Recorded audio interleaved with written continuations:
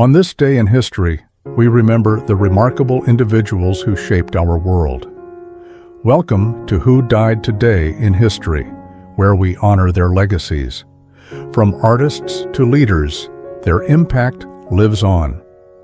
If you find their stories meaningful, like, subscribe, and hit the bell to stay connected. Thank you to all our amazing channel members for your generous support. She brought sparkle, warmth, and timeless charm to stage and screen, then quietly slipped away, leaving behind songs that still echo today. Sally Ann Howes was born on July 20th, 1930, in St. John's Wood, London, into a family already steeped in music and performance. By the age of 12, she was appearing in British films during wartime, learning discipline and resilience unusually early. Her rise to fame was steady, not explosive, but deeply lasting. In the 1950s, she crossed the Atlantic and conquered Broadway, earning a Tony Award nomination for her luminous performance as Eliza Doolittle in My Fair Lady. It was a role that demanded vocal precision and emotional restraint, and she delivered both effortlessly. Later, Hollywood audiences embraced her as truly Scrumptious in Chitty Chitty Bang Bang, a performance overflowing with elegance, playful romance, and unforgettable melodies. She also shone in films like Brigadoon, proving she could move seamlessly between stage and screen, drama and song. Away from the spotlight, Sally Ann Howes was known for her quiet professionalism and surprising humility. Despite her success, she avoided celebrity excess and remained deeply committed to teaching, later mentoring young performers with patience and care. Many students recalled her as generous, encouraging, and refreshingly honest about the realities of a life in the arts. On December 19, 2021, the day we remember today, Sally Ann Howes passed away at the age of 91. She died peacefully from heart failure at her home in Palm Beach Gardens, Florida. There was no scandal, no spectacle, just a graceful farewell. Much like the life she lived, news of her death brought an outpouring of tributes from theater lovers, fellow actors, and fans across generations. Broadway dimmed its lights in respect, while admirers shared clips, songs, and memories, reminding one another how deeply her performances had shaped their love for musical storytelling. Today, Sally Ann Howes is remembered as a bridge between eras, a performer who carried the golden age of musicals into the modern world without losing its innocence or emotional truth. Her voice, her poise, and her sincerity still inspire those who believe that grace can be powerful. Some stars burn briefly. Others, like Sally Ann Howes, glow softly for a lifetime and never truly fade. She carried quiet strength onto screens large and small, and on this day her gentle light finally faded. Hope Elise Lange was born on November 28, 1933, in Redding Ridge, Connecticut. As a teenager, she worked as a professional model, learning early how to project confidence while hiding deep vulnerability.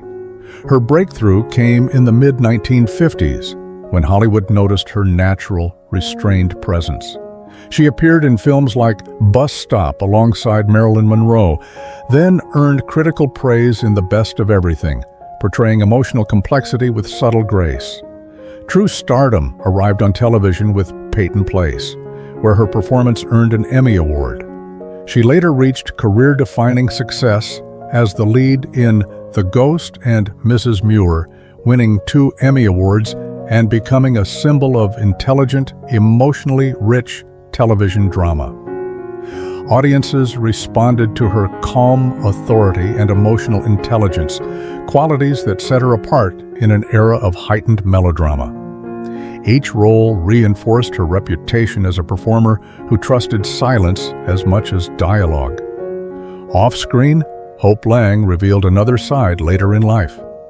After stepping away from acting, she reinvented herself as a director, working on popular television series and mentoring younger performers. She spoke openly about personal struggles and resilience, reminding others that reinvention is not failure, but survival. On December 7, 2003, the date we remember today, Hope Lange died at the age of 70. She passed away from lymphoma at her home in Santa Monica, California, after a private battle with illness. The news of her death was met with quiet reflection rather than spectacle. Colleagues praised her intelligence and kindness, while fans revisited her performances, sharing memories of characters who felt deeply human. Television historians highlighted her role in shaping serious dramatic storytelling during a transformative era. Tributes emphasized her professionalism and her courage in choosing meaningful work over constant visibility. For many, her passing felt like the closing of a thoughtful, dignified chapter in television history. Today, Hope Lange is remembered as an artist who bridged Hollywood's glamour and television's emotional realism. Her Emmy-winning performances still resonate, not because they were loud, but because they were honest. She proved that strength can be quiet, and impact can last far beyond fame. New generations continue to discover her through classic reruns and streaming libraries. Her work remains a reminder that emotional truth never goes out of style. On this day, we don't just remember how Hope Lange died. We remember how gracefully she lived and how softly she endures. She crossed borders, screens, and social barriers, becoming a symbol of courage in an era not yet ready to accept her. Britt was born on March 22, 1938, in Ljusdal, Sweden. Raised far from Hollywood glamour, she began acting as a teenager and was discovered after appearing in Swedish films that quietly showcased her poise and intelligence. Her rise to international fame came quickly in the late 1950s. Hollywood noticed her striking presence, casting her in films like The Young Lions alongside Marlon Brando and Montgomery Clift. She soon gained wider recognition in The Brothers Karamazov, proving she could hold her own in serious, dramatic roles. But history truly took notice when she married entertainer Sammy Davis Jr. in 1960. At a time when interracial marriage was illegal in many U.S. states, their union became a lightning rod for controversy, pushing her fame beyond cinema and into the cultural battleground of civil rights. Away from the spotlight, Britt made a deeply personal decision that surprised many. At the height of her career, she stepped back from acting to focus on raising her children. She later reinvented herself as an author, writing children's books and memoirs, choosing a quieter life shaped by reflection rather than fame. On December 11, 2025, the day we remember today, Britt passed away at the age of 91. She died peacefully after a long illness at her home in Arizona. Her death marked the end of a life that had intersected with some of the most tense and transformative moments of the 20th century. News of her passing prompted renewed discussion of her courage and personal sacrifices. Tributes highlighted not only her film work, but her willingness to stand by love in the face of public hostility. Many revisited her story as a reminder of how recently such barriers existed and how costly it was to challenge them. Today, Britt is remembered not just as an actress, but as a quiet trailblazer. Her choices helped humanize a cultural struggle and showed that progress often begins with deeply personal risk. Her films endure, but her courage resonates even louder. Some lives change history with speeches. Britt did it with a choice, a marriage, and the bravery to stand still while the world argued around her. He played villains, strangers, and troubled minds, then vanished from fame, leaving behind performances that still quietly unsettle audiences. Douglas Dick was born on November 20, 1920 in Charleston, West Virginia. Raised far from Hollywood, he developed an early fascination with acting and studied drama seriously before ever stepping in front of a camera. His rise came during Hollywood's golden age, when directors sought faces that carried mystery. In 1943, Alfred Hitchcock cast him in Shadow of a Doubt as the uneasy young man caught in a web of suspicion, placing him in one of cinema's most celebrated thrillers. He followed that with a striking appearance in Rope, another Hitchcock classic, proving he could convey tension with minimal words. Audiences soon recognized him for intense supporting roles in films like The Spiral Staircase and The Dark Corner. Later, he found lasting visibility on television, starring as the title character in the early TV series Dick Tracy, becoming one of the first actors to bring a famous comic book detective to the small screen. Away from the spotlight, Douglas Dick lived a life marked by sharp turns. At the height of his acting career, he stepped away from Hollywood entirely, choosing to pursue a more private existence. He later worked in business and education, a decision that surprised fans, but reflected his desire for stability over celebrity. Those who knew him described him as thoughtful, disciplined, and uninterested in chasing fame for its own sake. On December 1st, 2015, the day we remember today, Douglas Dick died at the age of 95. He passed away from natural causes at a care facility in Woodland Hills, California. His death came quietly without headlines, much like the later years of his life. News of his passing prompted renewed interest in his early films.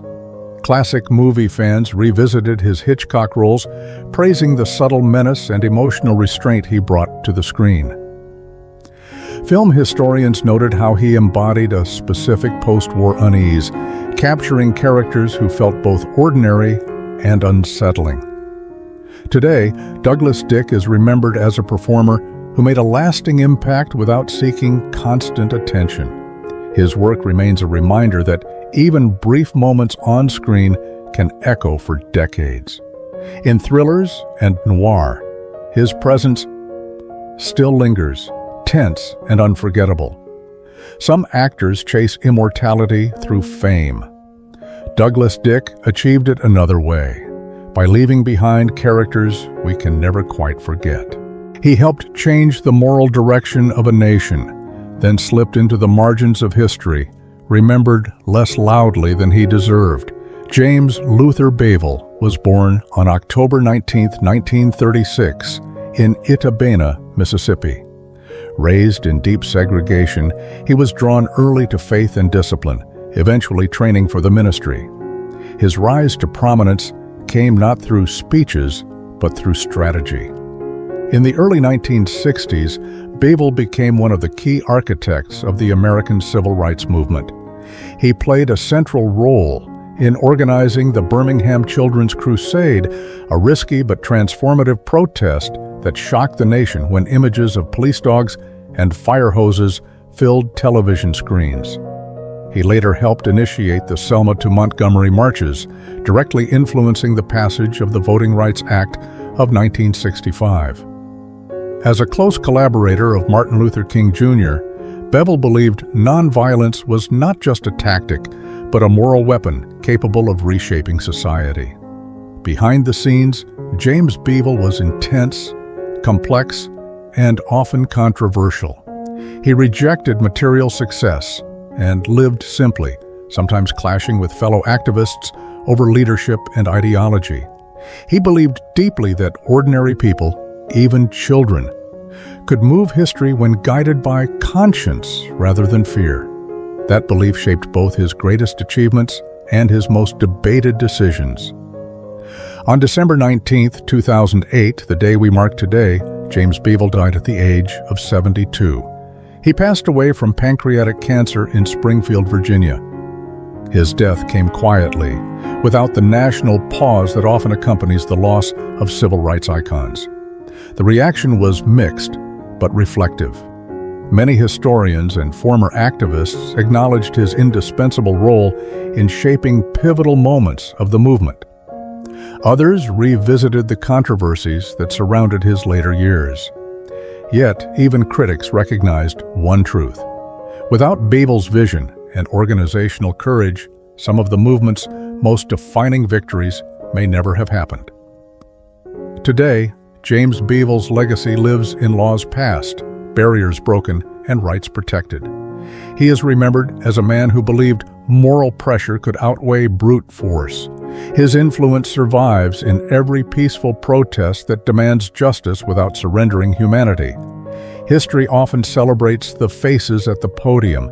James Bevel worked behind the curtain, moving the stage itself, and the echoes of his choices still shape the world we live in.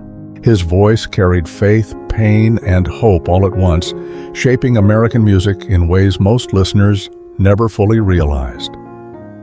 Roebuck Pops Staples was born on July 28, 1914, in Winona, Mississippi. Raised in the Jim Crow South, he learned gospel music in church, teaching himself guitar by listening closely to the human voice. His rise to fame came through conviction rather than commercial ambition. In the late 1940s, he formed the Staples Singers with his children, blending traditional gospel with a raw, blues-inflected sound. Their music stood out immediately, but history shifted in the 1960s when Pops aligned the group's sound with the civil rights movement. Songs like Freedom Highway and Respect Yourself became anthems, while his decision to move towards soul and rhythm and blues helped bridge sacred and secular music. In the 1970s, the group reached mainstream success with hits like I'll Take You There, produced under Pop's steady guidance and moral clarity. Away from the stage, Pops Staples was deeply spiritual and surprisingly soft-spoken. Despite leading one of the most influential groups in American music, he remained humble, rarely chasing fame for its own sake. He believed music was a calling, not a career, once saying that songs should say something good or not be sung at all. On December 19, 2000, the day we remember today, Pops Staples died at the age of 85. He passed away from heart failure at a hospital in Chicago, the city that had become both his home and the birthplace of his musical legacy. The news of his death was met with widespread respect across genres. Musicians from gospel, soul, rock, and hip-hop acknowledged his influence, while tributes poured in from artists who saw him as a moral compass as much as a musical pioneer. His passing felt like the end of a foundational chapter in American sound. Today, Pops Staples is remembered as a quiet architect of modern music. His guitar style shaped generations, his message fueled movements, and his family's harmonies still resonate across time. From gospel choirs to sampling producers, his influence remains everywhere. Some musicians chase trends. Pops Staples followed truth, and in doing so left behind a sound that still leads us forward. He became a familiar voice and face across decades of entertainment, yet his name often slipped quietly behind the characters he brought to life. Les Tremayne was born Lester Tremayne on April 16, 1913 in London, England. He later emigrated to the United States, and as a young man he developed a fascination with radio drama, mastering the power of voice before fame ever found him. His rise began in the golden age of radio, where Tremayne became one of the most recognizable voices in America. He starred in iconic programs like The Adventures of Superman, portraying Perry White with commanding authority, and Gunsmoke, where his performances helped define early audio storytelling. As television and film took over, he transitioned smoothly, appearing in science fiction classics such as War of the Worlds and The Monolith Monsters. He also became a staple of Hollywood disaster films, including Airport 1975 and Earthquake, proving his adaptability across changing eras and genres. Away from microphones and cameras, Les Tremayne lived a remarkably grounded life.